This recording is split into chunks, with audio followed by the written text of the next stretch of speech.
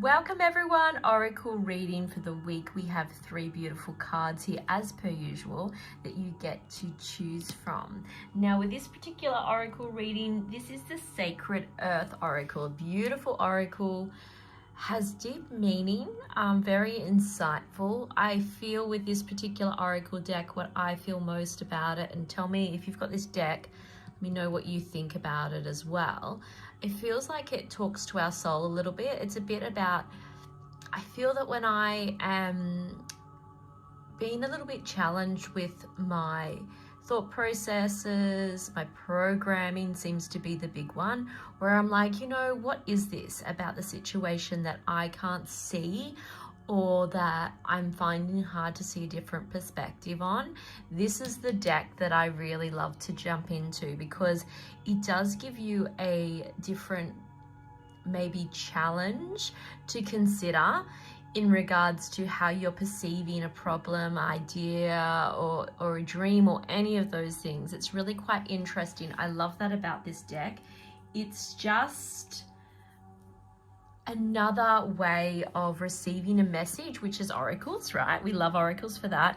Another way of receiving a message to open and expand our thought process. That's what I love about this deck. This is what I find if I'm often sitting with an idea, or I'm sitting with something I'm not sure exactly which path to take, or if I'm in a situation where I can't see the other person's point of view, or I'm struggling with something that's come up for me and I can't quite put my finger on what it is, I'll pull this deck. Obviously, we'll use my tarot for everything, but this is an oracle deck that I'll pull to get that clearer, perception. If I'm doing sessions with somebody, that is something that, comes up, we'll go, okay, this may be a program. So I invite you today to feel into these 3 cards and see what feels ready for you to receive. That's how I'm going to say it. So we've got card 1, card 2, card 3, and just feeling into what your situation might be, or the question you might have today, and seeing what is coming through for you, seeing what really wants to be shared, and maybe just be open to another way of thinking. And this is the best thing about what I find with Oracle, is that it's about diving that little bit deeper. Tarot is really great at sharing an outcome, or sharing, the road ahead, when we get to the crossroads, and it's really good about giving you some guidance. And Oracle's great to give you guidance, but I find that Oracle is almost for particular situations. It's like I can get guidance for the day from Oracle, absolutely, but I can get guidance for months ahead with my tarot. And yes, you can get guidance months ahead with your Oracle as well, but I find personally Oracle for me sits really quite in the moment, in the situation. It gives me an element of depth without having to pull 6 tarot cards to find that depth. This usually speaks, it's like your guides. Your spirit team is like, here we are, yeah? We're here, we are your spirit team, we are the messengers. Whereas tarot is like, I'm your soul, I'm going to give you the blueprint. That's how I see it, I guess. Okay, so we have our 5-day challenge. We have lots of other things in the making. Of course, I invite you into our beautiful inner circle. This week, we have put up our 6/6 portal activation is in the portal. It is, what else is in the sacred portal this week? We have our lessons, our ritual 1 lesson, we have our priestess circle, and we have all the works from previous weeks as well. And I've uploaded this last week. I uploaded the negative energy removal and cord removal tutorial. So we have lots of different beautiful lessons within that portal. So that is, if you're looking at the sacred portal, I guess I probably should do a video on this. The sacred portal is that lower cost monthly membership of at the moment it is 39 Australian. It will be going up to 55 Australian a month, and that gives you access to all the activations, all the meditations, chants, any documents that I formulate, So it gives you a wide range of library resources and activations, meditations, and audios, right? Including priestess circles. And then we have our inner circle full experience, which is your rituals on top of that, as well as our beautiful active Telegram support group where I'm in there daily, as well as the other beautiful members supporting each other, forging friendships and really getting that daily energetic updates. I pull cards for them. We're in there supporting each other in growth. You know, I'm giving little impromptu meditations and activations. And so it's a deeper, more thorough walk the path experience. That's probably what I should call it, rather than full experience. It's the walking the path experience. It's for those that actually want to do devotional work, that want to enhance their spiritual connection. And for those that are ready to go deep and need the support to do so, because daily life gets in the way. And it's that anchor point of, actually, this is what I need to be focusing on today. Oh, I'm going into a meeting today. What did Christy say about the energies of today? This is where I need to focus. So they're the differences. Let's jump in though to our reading. So card 1, 2, and 3. So card 1, are you ready? It's already been 6 minutes. I've been chatting away. Brilliant. Okay, so Brilliance is a beautiful card. I mean, oh my goodness, these cards are spectacularly gorgeous. So Brilliance is all around the ability to receive. And it's about that knowledge and that wisdom. So when we get brilliance, like we get brilliant ideas. Yeah? We get those brilliant ideas. But are they always brilliant ideas? Are they always something that we action? Probably not. And sometimes those ideas can come to us in a way that we go, oh, that's just downloaded. That's just interesting, right? But it's also, you know, it's that brainstorming and stepping out of your comfort zone to action the brilliance that comes in. It's about really being able to allow the intuition and the inspirational thoughts to flow and sit with it. It's where we know that, okay, not every idea that I have is brilliant, but when those ones that are hit, you get a different feeling in your body. Now, we get excited about ideas. As an entrepreneur myself, I get super excited about different creations. And some of them really flop and some of them take off, and you just don't know which ones. And this is the training of the brilliant mind, of allowing that creativity to come through. But how many brilliant ideas have you had? If you got this card, I'm talking to you. How many brilliant ideas have you had and not actioned? Because there's so many beautiful, brilliant ideas out there that aren't actioned. And then what happens is they don't get to come into reality through you, they come through someone else. And I've seen this time and time again. I did this beautiful Awaken the Channel. If you haven't done that particular program, it was amazing. We did this, it was just phenomenal. We did the Awaken the Channel event. We did, the Clearing the Channel event, and then we did Awaken the Channel. And so that program was something that came downloaded to me. It was just like, this needs to be done. This needs to be done. And so I planned it out, I recorded it, I did all the amazing booklets and everything that went with it. And I followed my intuition to do that, right? I was like, okay, we have to do this. I had many other ideas that I hadn't actioned in the past. And then you see what happens is other people start actioning them. And it's because we're linked to the same consciousness. Now, I did my Awaken the Channel event. It was phenomenal. That program is still there. It's one of my absolute favorites. And most people that do it are the same. They're like, this is my favorite program of yours, Christy. And what was interesting is 3 months after, was it 3 months after? It might have even been 1 month after. A very, very high, I will say very well-known, famous spiritual person launched something very similar to me. And I was like, hang on a second. This person wouldn't even know I existed, right? And this person wouldn't have even known that I'd done that. But it's like she copied. I'm just so grateful that I didn't do mine after hers, because everyone would just thought I was copying. So I signed up to hers, right? Because I was like, how have you got exactly the same sort of stuff as me, like advertising the same sort of stuff? And I was like, well, hang on a second. I've done this. How much of this is similar to what I've done? And what was interesting was the messaging was the same. The program was completely different. I was so proud of myself because hers was crap compared to what I gave, right? I was like, wow, Spirit gave me the keys in this. And I actioned every one.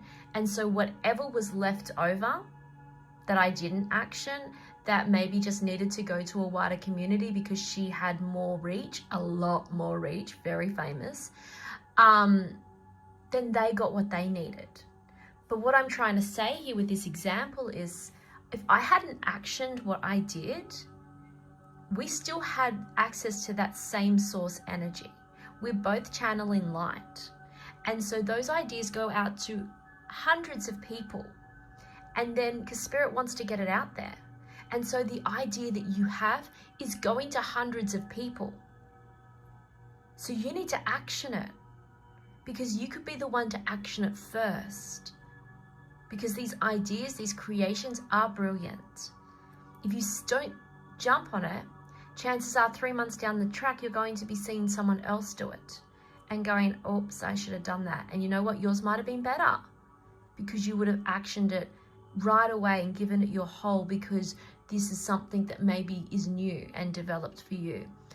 And then it goes to the more elite, and I'm not elite, that's not the right word, sorry, the more famous, let's just say famous, or the more people that are in the spotlight more, because it needs to go to the collective, it needs to go to everyone, but your reach isn't going to be as great as their reach. And that was the same with me. And whilst they didn't get the experience that I gave, like there was no comparison, but it gave enough to awaken that moment that everyone needed, to them to crave more. And so you have these brilliant ideas. If you are sitting on something, do it. Action it before someone else does. My mum used to always say, I don't know what happens. I swear that, the walls have ears. I have these great ideas, and before I even get a chance to do anything, someone's opened that business or someone's done that. And it's like, now I understand it's a greater consciousness. We're all connected to those ideas. It's filtered to many of us. And so use your brilliance to action it now. Right now. Sit down, write down all your ideas, and decide which one you're stepping into. Okay, card number 2. Now this is the cover of the deck, Expectations. Oh, I love this card. So this is where this programming, very similar, right? In the way of like this is about programming. It's about, us not taking action, or us going, oh, someone else is better than me and they'll do it. Expectations is, wow, that's the big one. Like that's one of the huge agreements, right? Expectations link very closely to assumptions. It's having that, when I get to the top of the mountain, right? When I get to the top of the mountain, I can see the world. I'm going to. Well, you know what? You could get to the top of the mountain and there could be another mountain on the other side, and you can't see anything, it's blocked. Like, you don't know what's going to come. And when we have expectations of yourself, of others, of an outcome, sometimes we're limiting actually what we can do. And when we place our expectation on others, on our children, on our neighbors, on our family members or whatever, how do you know they wouldn't have actually gone beyond those expectations? What about yourself? And are some of these expectations really unrealistic?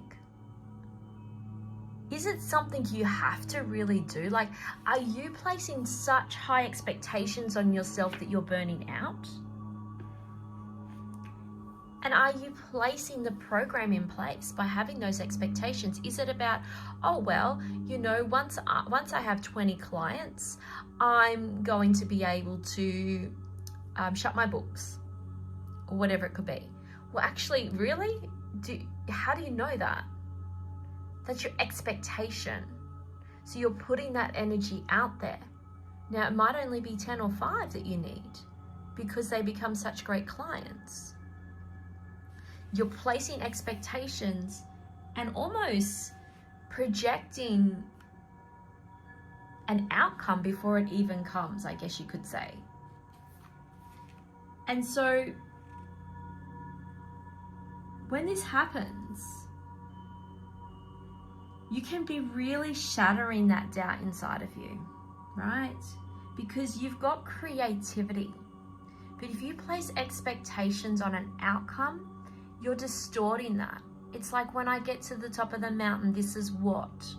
Or when I'm able to do this, then I can. These expectations can sometimes limit you, I'll say. And determination's good. I'm not saying determination is bad. But sometimes we settle for less. Sometimes you actually could be doing more. And I'm not saying more with your energy, but what if you could go bigger and better? What if you only need to reach the 5 clients because something else opens up? What if you want to meet your spirit guide, but instead you've opened up a whole portal to clairvoyant gifts that can come through? Setting an expectation on yourself can really limit yourself. It can also place fear into your energy, which you do not want to do, right? Expectations can be good. Determination might be more what you're looking for, though. Got to remember that it's not the end product. Having that expectation that when you get there, it's going to be all better. Enjoy the journey.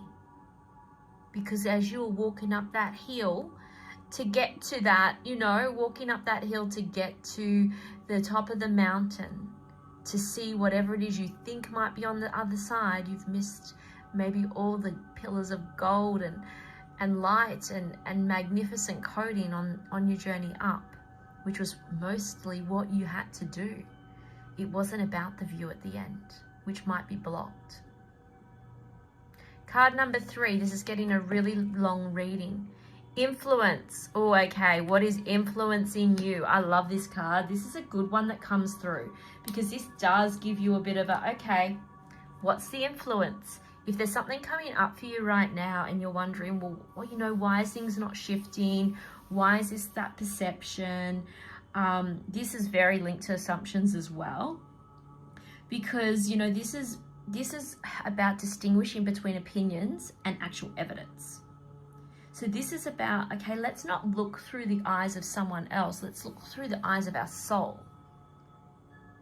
Because when we're looking through the eyes of us as humans, as people who've been raised by others, as somebody in a particular society, we have an element of programming and influence there.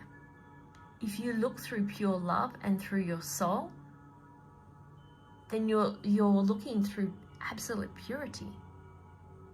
Looking at yourself through the eyes of your spirit team, through the eyes of the goddess, is something that gives you absolutely a beautiful way of seeing purity, because there's no distortion.